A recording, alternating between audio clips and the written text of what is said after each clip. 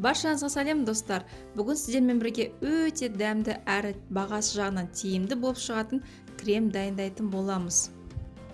Бұл крем өте қою болғандықтан торттың сыртын қаптауға әрі ортасына да жағуға бола береді. Кез келген кекстердің бетін капкейк ретінде әрлеуге де болады.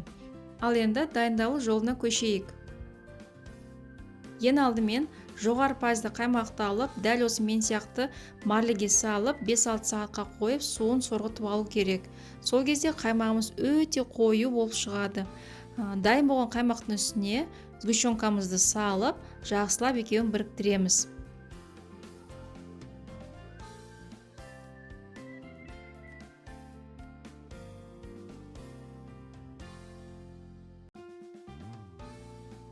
Міне көріп тұрғаныңыздай, қаймақ пен сгущенка жақсылап екеуі араласты, өте қою болып шықты, мінекей қараңыздар.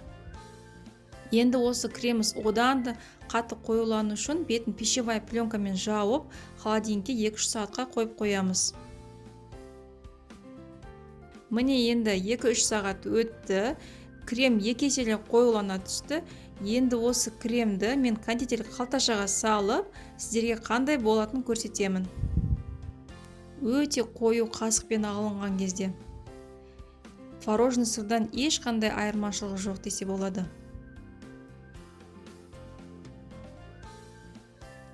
Міне көріп тұрғаныңыздай, озорлардың бәрі анық көрініп тұр. Сіздерге де осы кремді пайдаланып көруге кеңес беремін. Еш өкінбейсіздер, өте дәмді крем. Бұл кремді әсіресе медовик тортына қолдансаңыздар, еш өкінбейсіздер. Астарыңыз дәмді болсын. Келесі кездескенше.